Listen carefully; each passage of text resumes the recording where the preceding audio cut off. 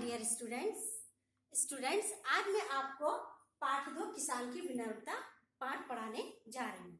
तो बच्चों ये पाठ तो मैं आपको पढ़ा चुकी हूँ, आपको ये पाठ बहुत अच्छा लगा होगा। तो बच्चे जब हम कोई पाठ स्टार्ट करते हैं तो हम जो पिछला इसका रहता है, पिछला पाठ रहता है, उसको क्या करते हैं, थोड़ा सा रिवाइज करते हैं। थोड़ा सा हम उसको अगर रिवाइज करेंगे तो हमारे लिए अच्छा रहेगा। अगर हम उसको दोहराएंगे तो हमें जो पिछला है वो हमें याद आ जाएगा और आगे हमको पढ़ने में कोई परेशानी नहीं होगी। तो अभी मैं आपको पिछला थोड़ा सा दोहराती हूँ, आप लोग बच्चों ध्यान से सुनिए। सरदार अपने कुछ स्वस्थ सैनिकों को लेकर गांव की ओर चला। सरदार ने क्या करा था बच्चों, अपने कुछ स्वस्थ सैनिकों को लेकर के कहाँ चला था, गांव की तरफ चला था। स्वस्थ सैनिक ही बच्चों उसने क्यों लिए थे, क्योंकि वो सैनिक हष्ट पुष्ट थे, ताकतवर थे, इसलिए वो उन सैनिकों को लेकर आगे चला। और बाकी सैनिकों को लेकर वो क्यों नहीं आया, क्योंकि वो दुर्बल थे और बीमार थे। उनको खाना नहीं मिलने की वजह से वो बहुत दुर्बल, बहुत कमजोर और बीमार हो गए थे। उनके अंदर उठने की भी ताकत नहीं थी। तो सरदार ने क्या किया, जो अच्छे सैनिक थे, जो स्वस्थ थे, हष्ट पुष्ट थे, जो चलने के लायक थे, उन सैनिकों को लेकर के वो कहाँ चला, गांव की तरफ चला। थोड़ी दूर जाने पर जहां खेत आरंभ हुए, जब वो थोड़ी दूर चला तो वहां पर क्या हुआ था बच्चों, खेत आरंभ हुए थे, शुरू हुए थे या प्रारंभ हुए थे। तो उन्हें एक किसान दिखाई दिया। रास्ते में उनको क्या दिखाई दिया बच्चों, एक किसान दिखाई दिया।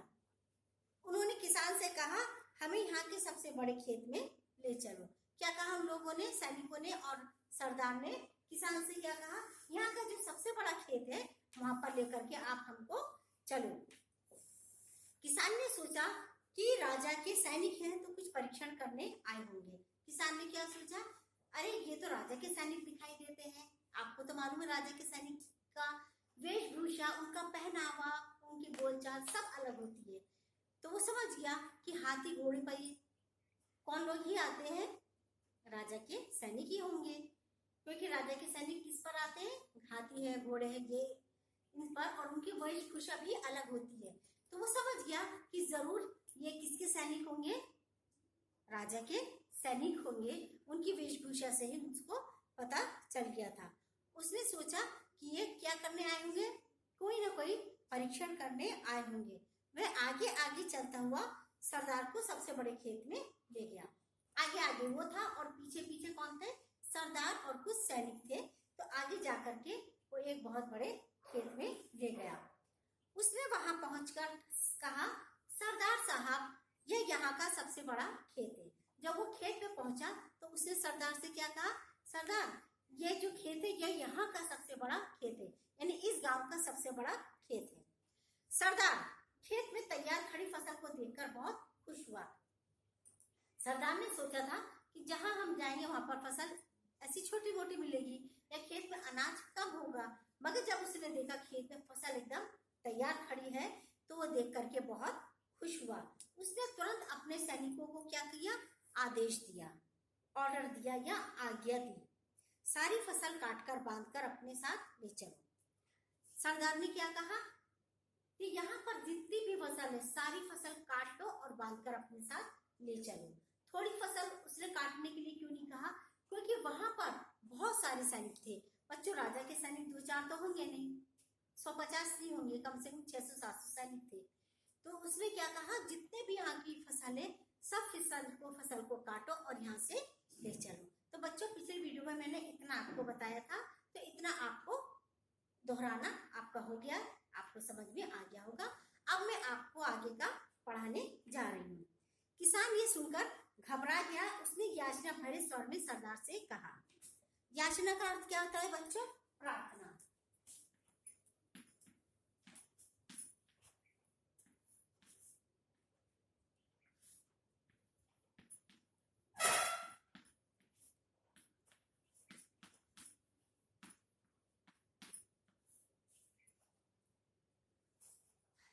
शब्दार्थ, याचना का अर्थ क्या होता है बच्चों, प्रार्थना। तो यहाँ कहने का अर्थ है कि प्रार्थना हम कब करते हैं, किससे, याचना भरे स्वर में हम क्या करते हैं, किसी से रिक्वेस्ट करते हैं, प्रार्थना करते हैं। मानिए आपसे किसी का सामान, बहुमूल्य सामान खो जाता है, ठीक है, आपके हाथों से किसी का बहुमूल्य सामान खो जाता है और वो क्या करता है, आपसे पैसे मांगता है। क्या करता है, आपसे पैसे मांगता है, 1000 या 2000 रुपए का मेरा सामान गुमा है, तुम पैसे दो। तो क्या आपके पास 1000-2000 रुपए होते हैं? नहीं। तो आप उस समय क्या कहते हैं, आप याचना भरे स्वर में क्या कहते हैं, आप प्रार्थना करते हैं उससे कि या तो मुझे माफ कर दो, या 2-3 हजार रुपए मेरे पास नहीं है, तुम 150 हमसे ले लो। तो इस समय उसकी स्थिति कैसी होती है, दयनीय होती है या बहुत याचना भरी होती है, दर्द भरी होती है। तो उसने याचना भरे स्वर में क्या किया, प्रार्थना की उनसे, नहीं नहीं इस खेत को मत काटो। किसान क्या बोलता है, नहीं नहीं, जिस खेत में मैं लेकर के आया हूँ इस खेत को मत काटो सरदार साहब, मैं आपको एक दूसरे खेत में ले जाता हूँ। उसने क्या प्रार्थना की, ये जो खेत में मैं आपको लेकर आया हूँ इस खेत को मत काटो, मैं आपको इसके बदले एक दूसरे खेत में ले चलता हूँ, चाहे तो आप वहां की फसल काट लेना, आप वहां से जितनी चाहे उतनी फसल काट लेना। उसने क्या रिक्वेस्ट की, क्या प्रार्थना की, ये जो खेत में आपको मैं लेकर के आया हूँ इस खेत से कुछ भी अनाज मत काटो, मैं आपको एक दूसरे खेत में लेकर के जाता हूँ, वहां से आप जितनी चाहे फसल काट लेना, ठीक है। मगर राजा के सैनिकों को इसके आगे का कुछ भी नहीं मालूम था कि ये किसान ऐसा क्यों कह रहा है, इतना बड़ा खेत है, वहां से तो काटने को नहीं कह रहा है और आगे हमको लेकर जा रहा है। सरदार ने सोचा कि किसान कह रहा है तो शायद वहां फसल ज्यादा अच्छी होगी।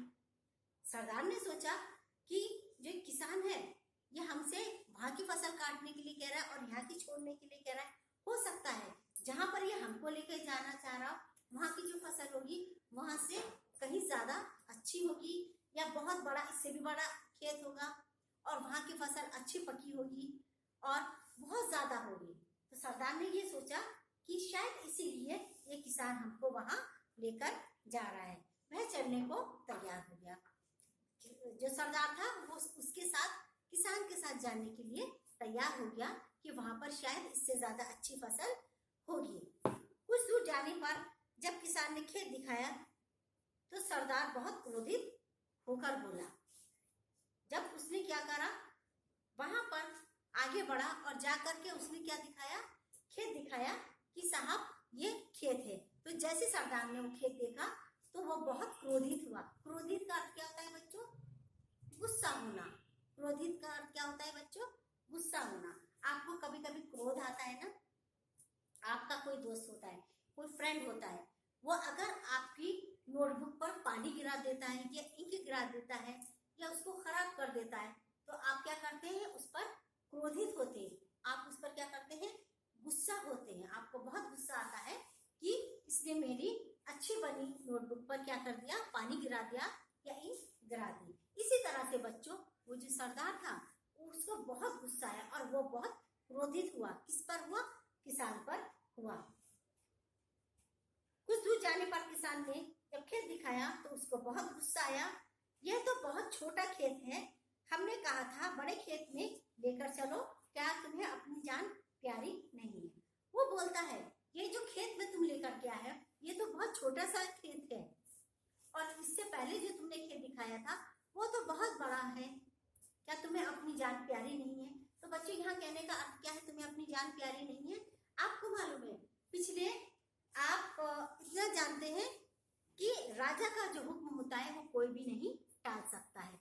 अगर राजा ने कोई हुक्म दिया है, कुछ ऑर्डर दिया है तो उसके हुक्म को सरदार को या उसके सैनिकों को पूरा करना ही पड़ता है। अगर वो राजा के हुक्म को पूरा नहीं करेंगे, उसके ऑर्डर को पूरा नहीं करेंगे तो मालूम है क्या होता है, राजा गुस्से में क्या करता है, या तो उनको जेल में बंदी बना लेता है, जेल में डलवा देता है, या बहुत बड़ा कोई कसूर क्या होता है तो सीधा राजा फांसी पे चढ़वा देता है या उससे बड़ी सजा उनको देता है, या आजीवन कारावास यानी सारी जिंदगी के लिए वो जेल में डाल देता है या कुछ समय के लिए वो जेल में डालता है।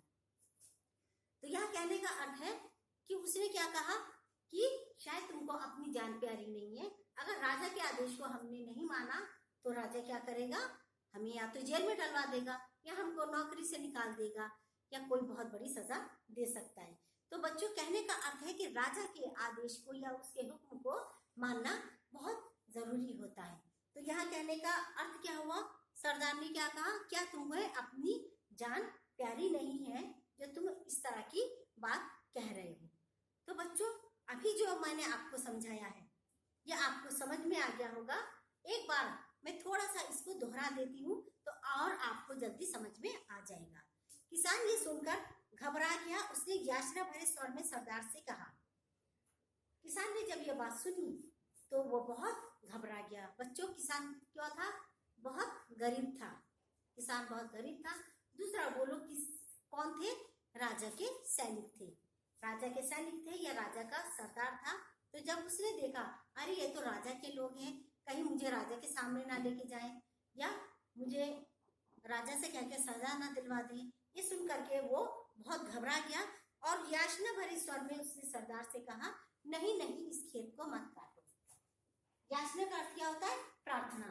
याचना का अर्थ क्या होता है, प्रार्थना। कि नहीं नहीं इस खेत को तुम मत काटो साहब, मैं आपको एक दूसरे खेत में ले जाता हूँ। क्या कहा उसने, मैं आपको एक दूसरे खेत में लेकर के जाता हूँ, इस खेत को बिल्कुल मत काटो और जहां पर मैं लेके जाऊंगा वहां पर जितनी चाहे उतनी फसल आप काट लेना, यहाँ से बिल्कुल भी मत काटो।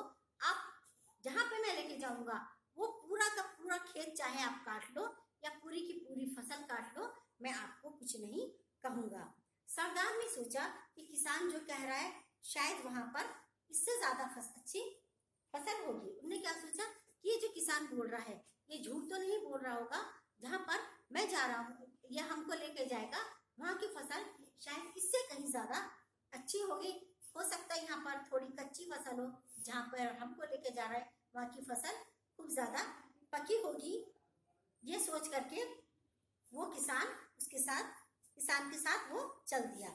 कुछ दूर जाने पर किसान ने जब सरदार को खेत दिखाया तो उसको बहुत क्रोधित हुआ या उसको बहुत ज्यादा गुस्सा आया जब उसने खेत दिखाया। किसने, किसान ने सरदार को। तो उसने क्या कहा, ये तो बहुत छोटा सा खेत है, हमने कहा था हमें बहुत बड़े खेत में ले चलो, क्या तुम्हें अपनी जान प्यारी नहीं है। सरदार ने सोचा जो पिछला खेत था वो इतना बड़ा था कि हमारे सैनिकों का पेट आराम से भर सकता था। 10-15 दिन के लिए हम अनाज अपने साथ लेके जा सकते थे, मगर ये जो खेत है ये तो इतना छोटा है कि शायद एक बार में ही सैनिकों का इससे पेट भर जाए।